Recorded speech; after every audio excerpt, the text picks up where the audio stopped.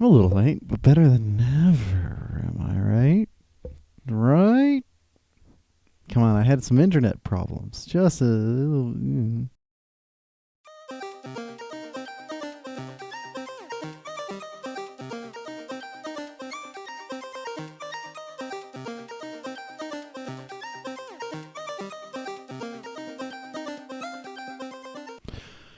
Hello and welcome to Vision Denial and Road to MSI. My name is Sam, and if you're new here, well, I watch every single playoff for all the regions going to MSI. Asterisk. Did not watch winter playoff of LEC. The format is whack. It's whack. That being said, we welcome for this last week of coverage the LEC and VCS. And they're quite entertaining. I loved it. But with it, we have now all 13 of our teams. I have quite a bit of excitement for the teams that are actually going into MSI, say for G2 for a whole host of reasons, but I even think they will bring up quite a bit of a show. I just would have wished maybe BDS instead. Spoilers alert if you're not quite there, but if you're, why would you watch this then?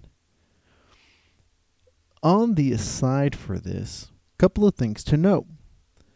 We are going to be playing on patch 13.8 with MSI, and most of the rest of the regions have played 13.5 or 13.6, the only two playing 13.6 being VCS and LEC, in which the differences were minute at best on the professional level. So there's really not that big of a difference or gap between those two patches to when we're going to hit 13.8. So I'm going to be really interested with that one whole patch of difference to two patches of difference, where the teams are going to land in terms of their meta, especially since the format of MSI this year is different. No best of ones, only best of threes, and then a whole host of best of fives. And I really like it. The changes to MSI are going to be refreshing, with the caveat that some teams are only going to get 4 games as opposed to the 6 sometimes they would get, which is unfortunate. Some teams will get 6 to 8 games minimum to showcase what they have, and sometimes they'll only have 4 if they lose 2 best of 3s in a row, which is unfortunate. So I really hope that this year's a good test case for when next year comes around and they do another change in terms of the formats for a bunch of regions and the MSI tournament, that there'd be a lot more. Like, there's at least an extra best of 3 if they're going to keep the best of 3 formats for them to go forward. But those are my immediate impressions off of what's going to go forward. And before we actually discuss the matchups, the initial matchups from the draw itself, and some of my extra thoughts that go along with it, let's take a look at the series in question. And we're back to China with LPL's upper bracket semifinals. JD Gaming versus Edward Gaming. And congrats to JD Gaming on being the 6th team to qualify for MSI. Honestly, I thought the series was going to be a little closer. Having looked at the Bilibili Gaming versus Oh My God series, the expectation was that either of these two teams was going to cinch it in a 4 or 5 game series. But instead, we get an EDG who is so inactive in the early game, which is baffling for them, drafting compositions that only do a disservice to the style that they usually have, with little vision. The coordination is still clearly there, but when you're so far behind in each game, I'm only left baffled and convinced that Bilibili will have an easy time against them. JD Gaming, for their part, really played excellently. While the early game is slightly inconsistent, the mid to late game, neutral play, coordination, macro in general, is just leagues beyond what Edward Gaming could even imagine walking into. Vision needs a slight touch-up, being a little bit too shallow for my liking. But if this level keeps up, this might be the team to beat at MSI. My MVP for this series rolled nothing but 9s and stretched EDG thin. It's 369. And we're back with Southeast Asia's PCS's Grand Finals. We've got ourselves Paris Saint-Germain Esports Talons versus Frank Esports. And congrats to PSG on being the 7th team to qualify for MSI. Granted, this was to be expected. I mean, not this one-sided, but still the end result being that PSG was going to qualify. Frank just hold little to no proactivity, and that when faced against a team who play excellently in the early game, just kind of are now dumbfounded for things to do once the early game is done. So let's focus on the Talons. As representatives for the PCS, this is the team to send. The early game approach alone is solid enough to contend with the other representatives heading out. Now, I do think that outside of overwhelming leads, the Talons struggle to close out games out. But I'm glad we saw this performance and not something like their series against the Flying Oysters. The vision is usually shallow, but mostly from their focus around neutrals. And aside from that, this is still the cleanest team of the region. My MVP for the series is Junja, who just massively carried all 3 games and made Hollow look pretty silly. And we're off to Brazil's CBLOL's lower bracket semifinals. We've got Pain Gaming versus Los Grandes. And I was expecting a lot more out of these two teams. Firstly, both teams show an amount of coordination that is excellent, and none of these players individually feel like standout weaknesses for their squad. Now that said, both teams' approach to the game are just painfully slow late games that just honestly don't match their more refined early and mid-game play. And when you couple that with both of them playing incredibly shallow vision that doesn't help them, rushing their neutrals, and sometimes just opting not to play the neutrals at all, whilst also not trading or answering cross-map at any given point. So much of the games were about control, and not much was done with the control gained during any of the skirmishes. From this, I can only imagine that Pain is going to struggle again like they did last time when facing off against Loud for that slot at MSI. Their team fighting is good, but everything else seems like it's going to require a lot more work. My MVP for this series is Dean Kedo, whose flanks kept saving Pain's team fighting approach that were kind of dicey at best sometimes. Granted, really good team fighting team still. And we're back with North America's LCS Grand Finals. Both of these teams have already qualified for MSI, but we got Cloud9 versus Golden Guardians. And this was the initial expectation for the finals. Cloud9 was so strong in all categories of the game compared to everybody else in North America that it was a little surprising to see Golden Guardians outdo them in the early game, not just once, but twice. Both teams hold some crazy early game and solid sense around neutrals, but both struggle in the vision department, leaving mostly skirmish line and shallow wards. The team fighting is also solid from both, as the coordination doesn't stop. The biggest difference, however, is that Cloud9 understands how to play from behind, while Golden Guardians doesn't. Both teams are going into MSIs as early game powerhouses, and I can see the teams from emerging regions look at the series and get a little nervous, even from the legacy regions themselves, but really it's a Cloud9 they should focus on. Hopefully Golden Guardians can fix their mid to late game transition, which is their biggest issue going into this, in time for MSI. My personal MVP for the series is a Berserker, who was the most consistent factor in these team fights, not dropping the ball once. This is a pretty solid series, all things considered. And we're back with China's LPL semi-finals. Bilibili Gaming versus Edward Gaming, and congrats to Bilibili on being the 8th team to qualify for MSI. Bilibili, you got to stop giving me heart attacks like this. This is way closer than it ever needed to be. I was kind of expecting Bilibili to qualify, and in fact, I would not be surprised if they win the whole thing at the rematch against JD Gaming. For starters, Edward Gaming struggled to find wins in games that did not stem from errors that Bilibili committed.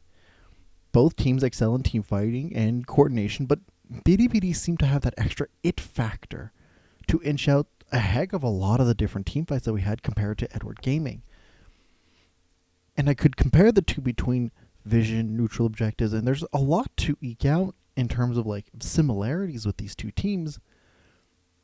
But really, Bilibili is just their own worst enemy. On games when they're on top of things, they look like the scariest team going to MSI. A favorite for sure. But when they overstep, hesitate, or downright throw, you can tell because the games don't usually feel like their opponents outdid them. Heck, pre-20 minutes, Edward Gaming held no gold lead this series, not even a small one. And that's regardless of the comparisons how similar these two are. Watch out, MSI. This team is scary to everyone, even themselves. My MVP for this series is Elk, who still manages to pull out damage numbers in really bizarre and awkward team fight positions. It's the first playoff of Vietnam's VCS. Oh, I'm so excited. It's my favorite region. This one was not a disappointment either. We got ourselves GAM Esports versus CERBERUS. And after game one, I was left a little perplexed as to the strengths of GAM's play. CERBERUS looked more coordinated, stronger neutral approach, better vision in all aspects. Sure, CERBERUS didn't address some sideline pressures very well, but they knew how to address when GAM overforced to play. Then games 2 through 4 came around, and it started to look more and more like the GAM I recognize. Full pressure, all points of the map, all time, no regrets, go, go, go, go, go. When behind, it kind of looks awful, but when ahead, it looks great. Constantly trading positive and gold, no worries about how your opponent is treating your base when theirs is in tatters, and you'll finish the game first before they have the chance to even break yours. This act first, ask questions later creates some conflicting emotions within me. For one, sometimes it means they rush their approach, weaker vision, not properly setting up neutrals. On the other, they understand their win conditions to a T, making them one of the most efficient teams to date, or at least within this season. CERBERUS is not quite out, but it will be looking rough as they go through the lower bracket. My MVP for the series is Style, who showed zero sense of fear, as he also took down CERBERUS so ruthlessly. God, his scorelines were kind of nuts. It's the grand finals and a rematch with Latin America's LLA. We've got ourselves Movistar Rainbow 7 versus 6 Karma. And congrats to Rainbow 7 on being the 9th team to qualify for MSI. Now, this was a close series, both teams adapting game after game fairly nicely. Both teams showed moments of brilliance around vision, team fighting, sideline play, while both also showed moments of hesitation over, like either from overstepping, large oversights on micro or macro decisions, and some fairly weak drafts here or there. 6 Karma, I'm excited to see what you bring come summer. Your neutral setups were pretty solid, and you had a nice style around your team fighting that understood how to approach your own win conditions. And similarly, Rainbow 7, who managed to pull off some really strong feats of individual and team-based play, had the same kind of like stylization. Honestly, either team qualifying would have been really good under my books, but the team that took the bigger risks on the regular succeeded in this situation.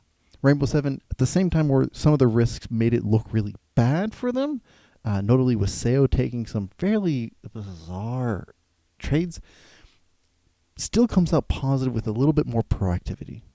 Just avoid getting caught so frequently. Your vision game is just not good enough to play so brazenly. My MVP for the series is Miru, whose entire approach to skirmish and team fighting carried them for all 5 games. Really solid. And we're back with Japan's grand finals. Detonation FocusMe versus Sengoku Gaming, and congratulations to Detonation FocusMe on being the 10th team to qualify for Worlds. This was very one-sided, from vision to coordination, to neutrals, to side lane pressures, on and on and on. And nearly every aspect of the series was it favored for Detonation FocusMe, except for drafting. And even then, Sengoku Gaming did not really do much better in that aspect. But that's mostly because the flexibility just wasn't there for either team. But Sengoku Gaming just gave like maybe a teensy bit more. Sengoku, I would say I would want to see you what you have to offer, like given summer, but not much of what we saw could even be seen as something to offer. If you played more like you did in Game 3, there would be something to analyze, but there was just nothing there. Detonation, for their part, back up a lot of their play with proactive movements, forward-thinking play, solid team fighting within margins of errors, and above all, some really solid understanding of their win conditions and how to close out games. Detonation, year after year, showed that the LJL is improving and that the top, they excel more and more. The squad will turn heads at MSI, and it's just a matter of how much respect they can garner from the toughest competitors there. My MVP for this series is hard to pick, but I give it to Arya, who managed to really control nearly every second of all the team fights. And we're back with China's LPL's grand final and a rematch. JD Gaming versus Bilibili Gaming.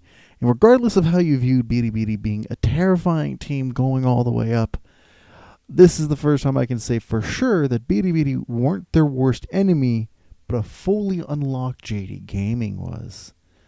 MSI, you have to contend with one of the most well-coordinated, properly reserved, and controlled teams who know how to answer and play around side lanes, flexible around drafts, and balloon leads like no tomorrow.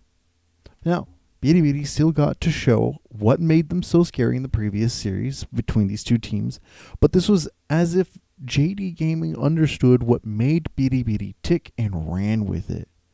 I'm more than excited to see these two teams compete, with the caveat that they have some strong tendencies to overcommit, overstep, and be a little overzealous on some approach, while having some rather shallow and inconsistent vision.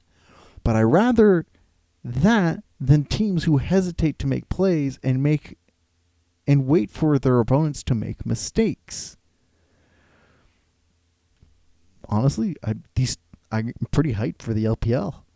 My MVP of this series is kind of hard to pick, but I'll go with Ruler being one of the few who made very few mistakes and maximized impact. But like everybody was on full cylinders this series. Holy moly. And we're back with Vietnam, still upper bracket quarterfinals. It's still the first round. We got SBTC Esports, I'm going to call them the Roosters, versus Team Whale.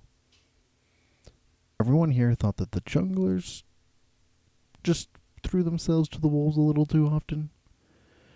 Team Whale holding the much stronger vision application, smarter drafts, good use of leads to small ball, and yet here we are with the Roosters winning it all. When it comes to neutrals, sieging, the Roosters has gotten them beat nonstop. And the Roosters also, for your part, you create some pretty solid drafts that are also still incredibly difficult and require that you give away your agency and tempo so that your drafts can function as intended. I still enjoyed both teams and can see why they tied in the regular season. I do worry about how both teams will do against GAM if it ever gets to that point, which it will for the Roosters and maybe for Team Wales. I mention it mostly because both teams understand the drafts that they pull and how to get the win conditions, but also throw their leads to the win instead of properly setting them up. It's mildly concerning overall. My MVP for the series is Dial, who continues to pull out team fighting miracles somehow. It's really bizarre. He looks like he does nothing, and then all of a sudden, boom. And we're back to Brazil's grand finals in the CBLOL. We've got Loud versus Pain Gaming, a finals and a rematch. I love these.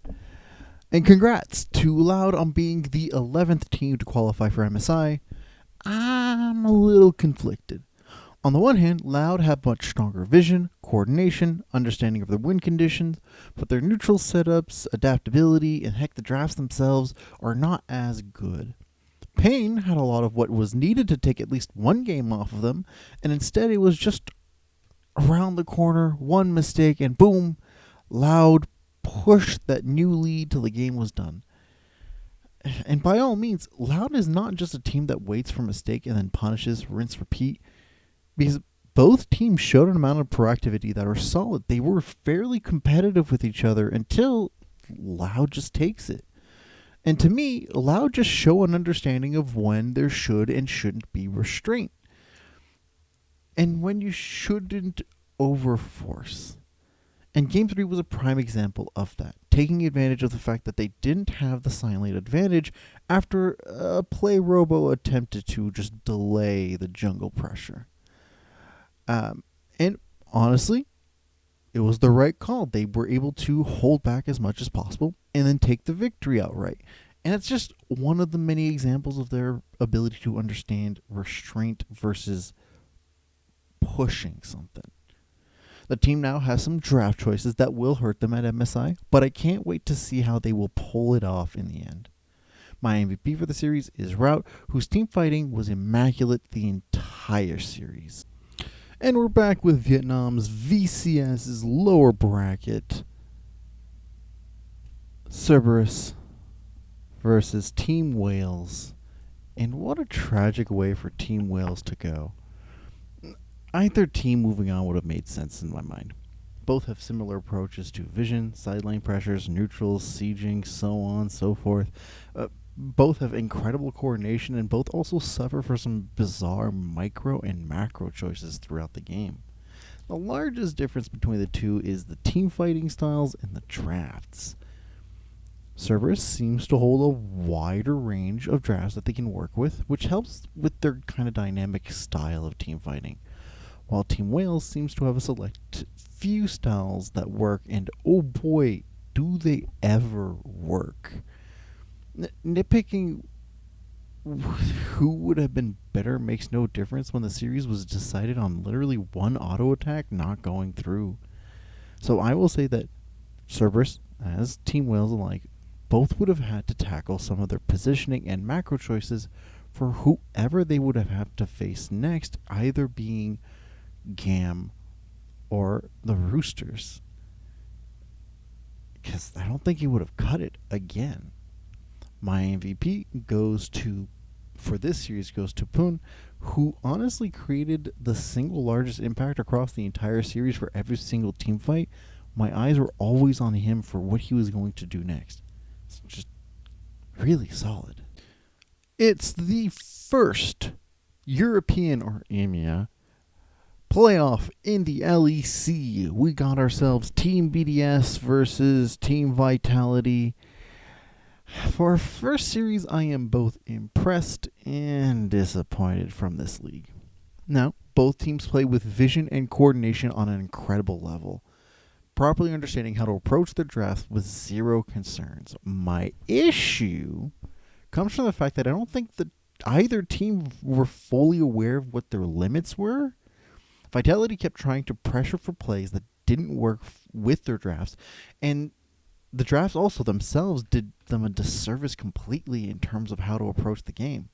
While BDS, for their part, had fantastic drafts, but failed to ever balloon leads, increase tempo, close out games in a way that makes sense. Honestly, both teams showed more glimmers of hope in Game 3 than the first two games, which is weird because they looked like they were trying to bring out their best in the first two and their sloppiest in the third. And given at least those shines of hope in the third game, give me at least some positivity and some positive views toward it. Because otherwise, I wouldn't have any good feelings of how either team would fare at MSI if either qualify. My MVP for the series is Leberov, who manages to create space and engage tools for BDS that are massive in all three games. And we're off with the upper bracket semifinals of Vietnam's VCS. We got GAM Esports versus SBTC Esports. also known as just the Roosters. Now, can we please go somewhere other than the mid lane for 10 minutes? From this perspective here, right, GAM had a wider array of styles for the drafts to work from, but the ultimate playstyle for both sides remained pretty similar. The advantage goes towards GAM, mostly for their consistency around neutrals and how to close out games, but outside of that, it was kind of a toss-up, like just in the air for who was going to win any particular match. I like that both teams are actively looking for plays and angles to engage. Both teams show proactivity and aren't just dilly-dallying as much as possible. But it's a little rough to see two teams that would draft regularly for side lane priorities, either 1-4 or 1-3-1, only to ignore them for a virtual ARAM fight for nearly every single game, save for like one brief moment in game 4, I believe, where GAM actually did a 1-3-1.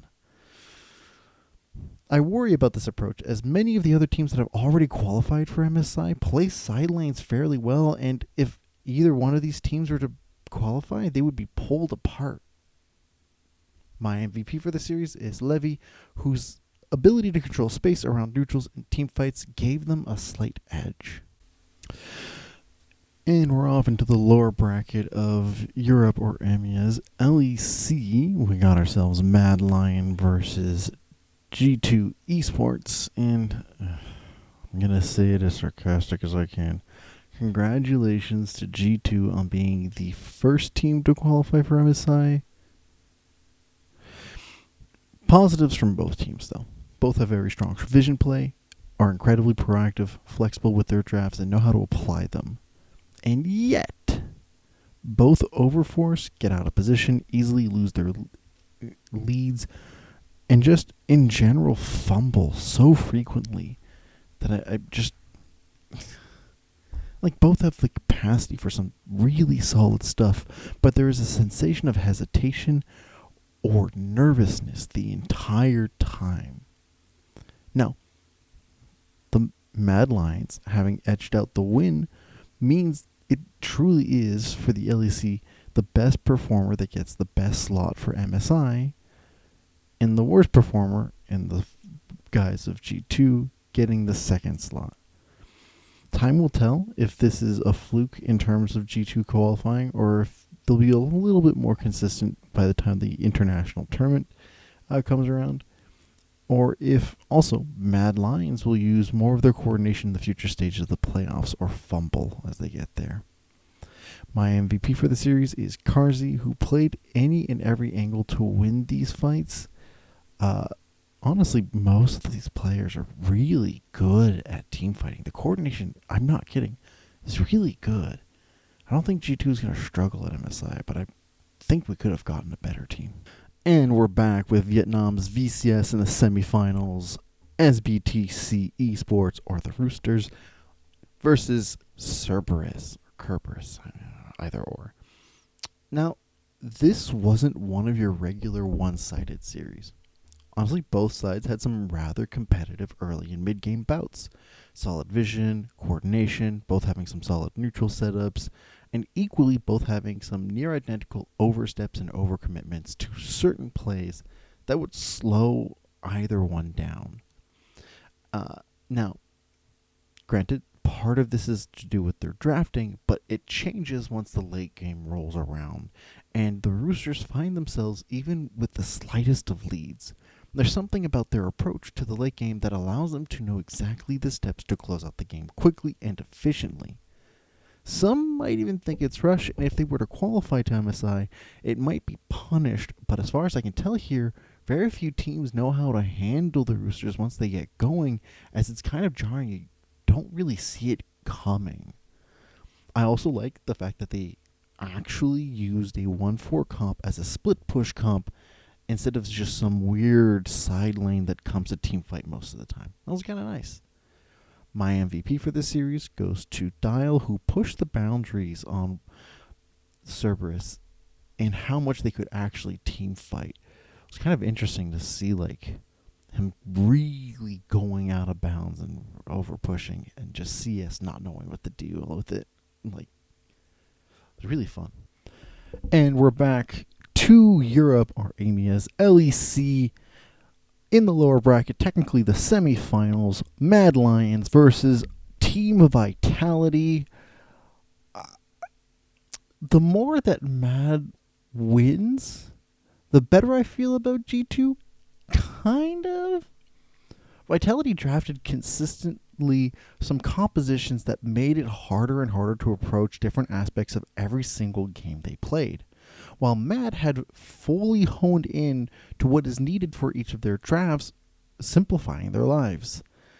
Combine that with Mad Lions holding stronger vision applications, smarter approach to neutrals, and a lot more coordination just in general, you have a recipe for 3 games that Mad practically stomp.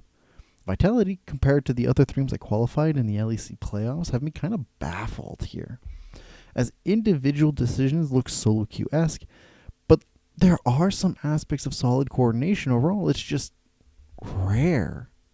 I hope come the qualifiers for Worlds that Vitality corrects some of their issues that make it necessary for them to win all 3 lanes in order to win a game. And we'll see how Mad does, but the series didn't give me much indication to see how they'll fare against BDS. My MVP for the series is Elyoya, who really did spin circles around Bo and enabled all the right lanes for their win conditions game after game. And we're back with Vietnam's VCS's Grand Finals and a rematch. I always love these. GAM Esports versus SBTC Esports, also known as the Roosters.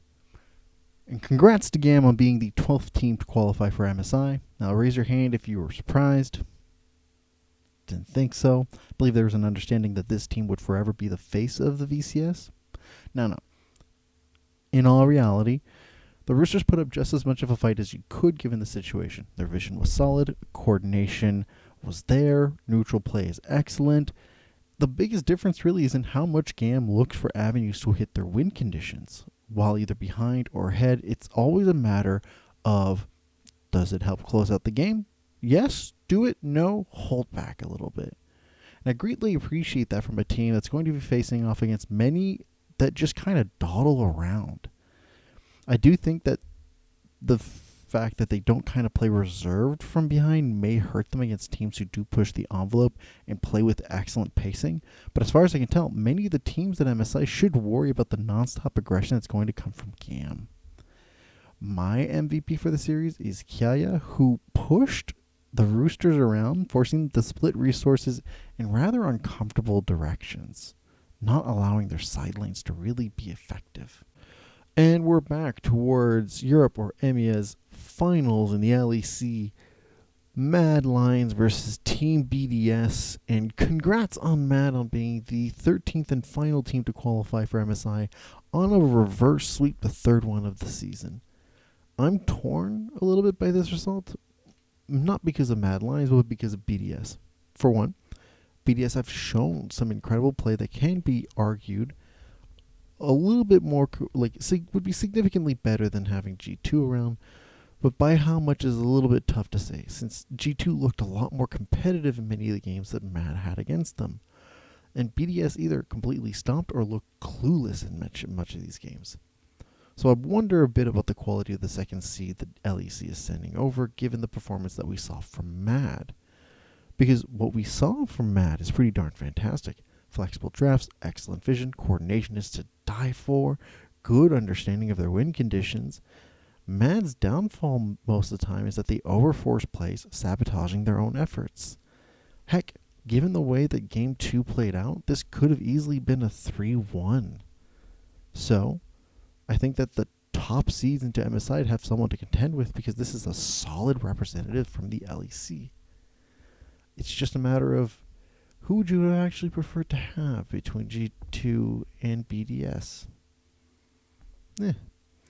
My MVP for this series is tough to pick, but I'm going to go with Chassis, who shut down Adam so hard it forced all eyes on him. Chassis was playing so well this series. Holy moly. Heck yeah, that was a lot of really cool series. But to follow up on past Sam, discussions towards the LEC and who qualified have to come up. Because looking towards the initial results of the upper bracket and lower bracket, you would think, okay, maybe there's going to be some struggle. BDS looks really dominant. They seem to be really hammering in this like momentum that they got going. And then MAD just kept steamrolling and pushing through. In fact, the finals, and I mentioned this in the little snippet, the finals themselves could have been a 3-1 if it was for just a slight miscalculation on execution. And so, when comparing those series, comparing literally all three best of fives, G2 was the most competitive against MAD, was the closest to actually eliminating them. Because at the end of Game 5 for BDS, it didn't go anywhere, right? And when looking at the results, yeah, it was 3-1 against Vitality. MAD, like G2 was the only ones to go toe-to-toe against MAD in a significant way. And even if we were to compare it to the winter season, it was a stop from G2. Even though I don't really think that's an appropriate equivalence, like the patch difference is going to be too big for that to even be close to. That said, I think G2 still winds up being the correct second seed to send off. I would have preferred BDS that looked like they had a style that was more apt to challenge teams going to MSI. But G2 seemed to be the most competitive out of all the teams that faced Mad Lions. And I personally also would rather a team that best represents the LEC in a competitive format. But on future notice, I think that the second seed, right, as a suggestion, just a suggestion, because I like the LEC format for when it comes to picking out teams for the World's qualifiers playoffs that you have. I do not like what you've got going for how you select the best team going into MSI. Because if G2 had won, Mad Lions on almost every scenario automatically goes and qualifies the second seed also. It would have made, and like it would have made more sense in that way, because if you had total accumulation of points based off of who qualified for playoffs, because Mad Lions could have immediately also still qualified, not making playoffs. Isn't that wild? So, all of that to say, the LEC's format does not work for MSI. It works for Worlds, does not work for MSI. But who's to say? Right now, G2 is probably the best choice. Would have preferred BDS in terms of like the momentum that they were having. I would love to hear your thoughts in the comments down below regarding this.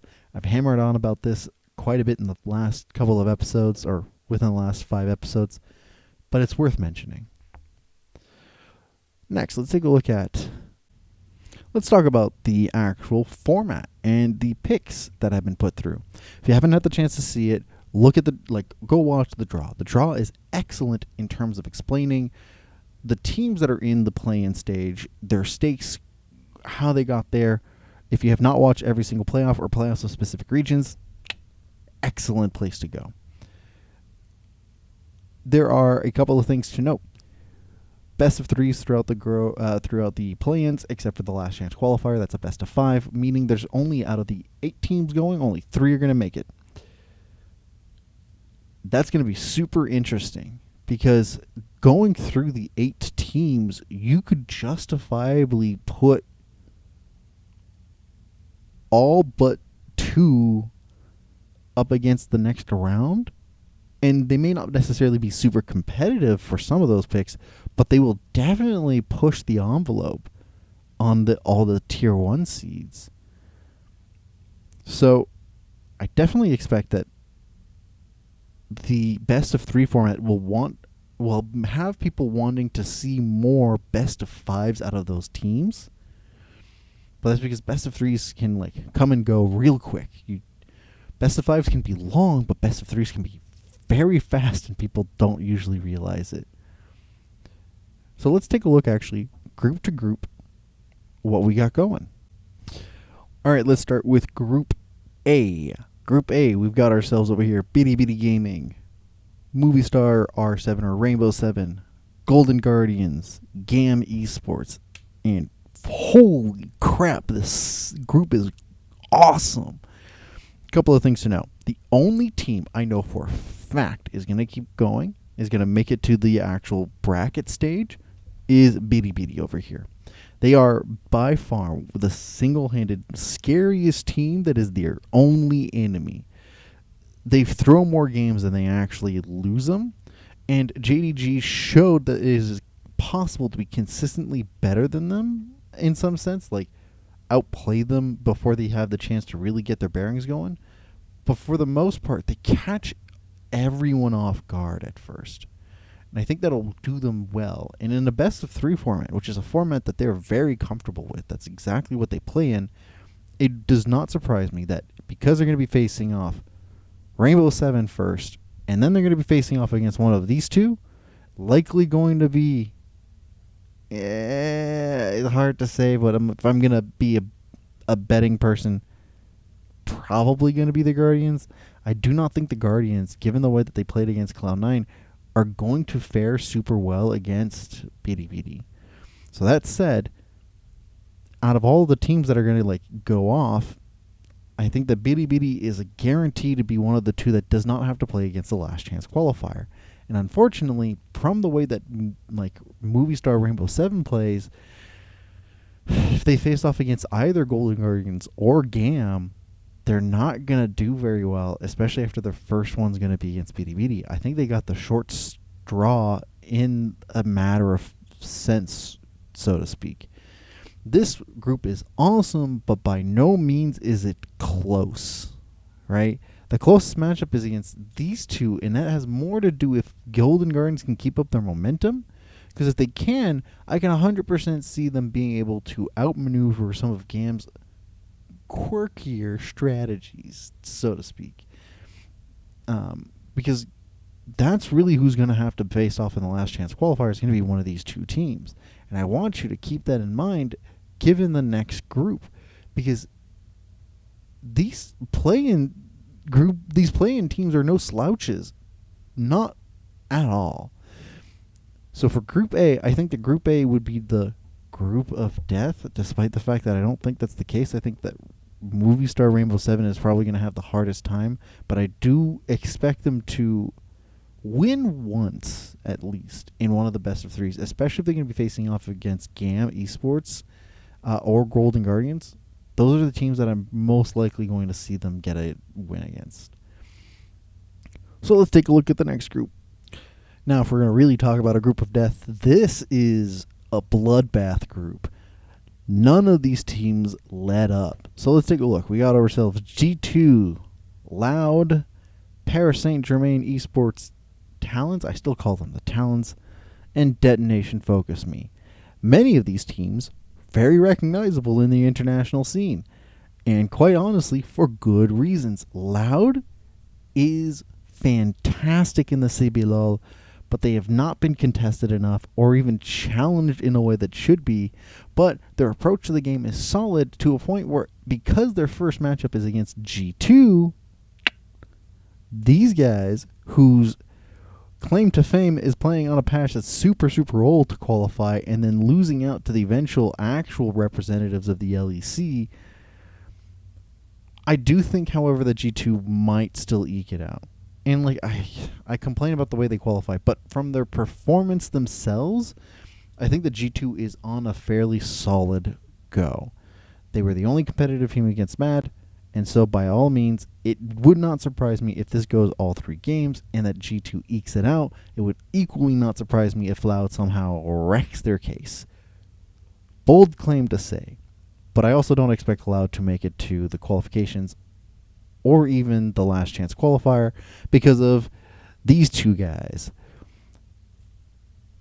PSG, or Paris Saint-Germain Talons, or Paris Saint-Germain Esports, however you want to be, PSG specifically, is a team with experience, a lot of freaking experience on the international stage, with a roster that is way more cohesive than they have ever been for a long time. And now they are not the undefeated monsters that they used to be, but from the approach of their game here, it would not surprise me if this is the team that qualifies automatically. If it also wasn't for Detonation FocusMe, who's got Arya back and has been on a tear. I've never seen a more confident Detonation FocusMe ever.